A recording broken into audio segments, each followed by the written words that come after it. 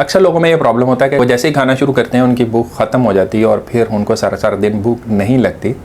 ये क्या प्रॉब्लम होता है, इसके बारे में आज के इस वीडियो में बात करेंगे। इसकी तशख़ीस कैसे करेंगे और इसका जो आसान कुदरती इलाज है उसके बारे में भी बात करेंगे। अस्सलाम वालेकुम, मेरा नाम डॉक्टर अतीक है और आज की इस वीडियो में हम एक अहम टॉपिक गैस्ट्रोप्रेसिस के बारे में बात करेंगे। गैस्ट्रोप्रेसिस बेसिकली ये है कि आपका जो मैदा है वो सही तरह से हरकत नहीं कर रहा।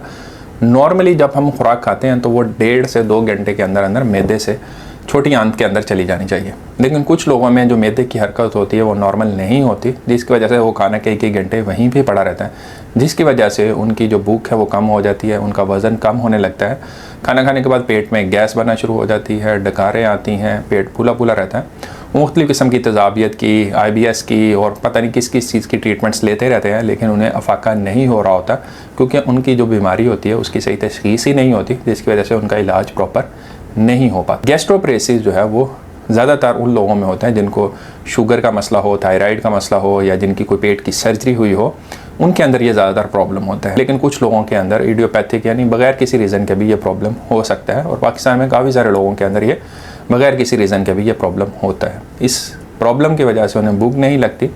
और फिर उन्हें सारा दिन कमज़ोरी, नकाहत रहती है, डकारें आती हैं और उल्टी आने जैसी कैफियत होती है। प्रॉब्लम की वैसे तो तशख़ीस जो है वो हम अलामात से भी कर सकते हैं कि खाना खाने के बाद फ़ौरन पेट फुल हो गया और उसके बाद भूख नहीं लग रही, तो ये एक रीज़न होती है। समटाइम्स सिर्फ वायरल इलनेस होती है, उसके बाद ही किसी शख्स को ये प्रॉब्लम हो सकता है। वो ये शॉर्ट टर्म प्रॉब्लम होता है, वो खुद ही कुछ दिनों के अंदर ठीक हो जाता है,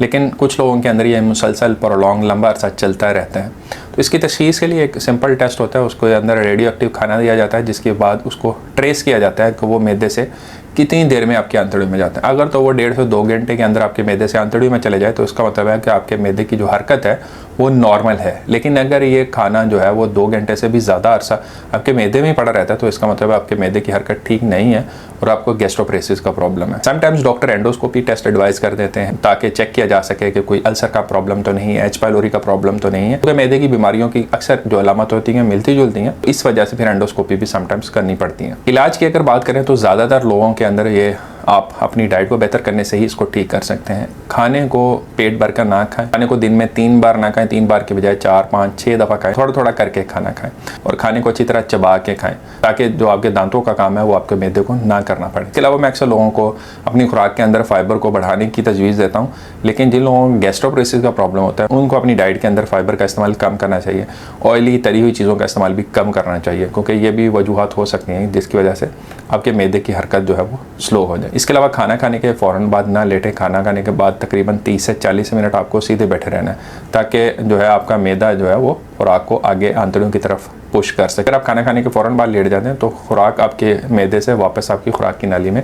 आ सकती है। इसके अलावा जब आपको ज़्यादा एक्यूट प्रॉब्लम हो, ख़ासतौर पर वायरल इलनेसेस में, इसीलिए जो है वो डॉक्टर जब भी कोई बीमार होता है तो उसको सेमी सॉलिड या जो है वो लिक्विड डाइट देने को प्रेफर करते हैं, क्योंकि उनका मैदा जो है वो सही तरह हरकत नहीं होता। तो इस वजह से ऐसी जो डाइट्स होती हैं जो सेमी सॉलिड है, ग्राइंड की हुई हैं या लिक्विड डाइट्स हैं, इसीलिए जब कोई बीमार होता है तो कहा जाता है कि दलिया, खिचड़ी या साबूदाना वगैरह खाएं, क्योंकि ये मैदे के ऊपर लाइट होती हैं, इनको मैदा आसानी से हजम कर सकता है। लेकिन अगर ये प्रॉब्लम आपको ज़्यादा होता है तो उसके लिए मुख्तलिफ़ किस्म की दवाइयाँ भी हैं, उनके अंदर मेटोक्लोप्रामाइड है, डोमपेरिडोन है, इसके अलावा एरिथ्रोमाइसिन है जो कि एंटीबायोटिक है, लेकिन वो भी इस मकसद के लिए इस्तेमाल की जा सकती है।